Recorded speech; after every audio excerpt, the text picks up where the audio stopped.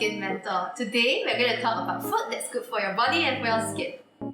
There are few food groups that I strongly recommend that you make sure you have in your diet. Conventional Singaporean diet, example, mee pok ta, fishball noodle soup and chicken rice, is filled with carbohydrates and unhealthy fats.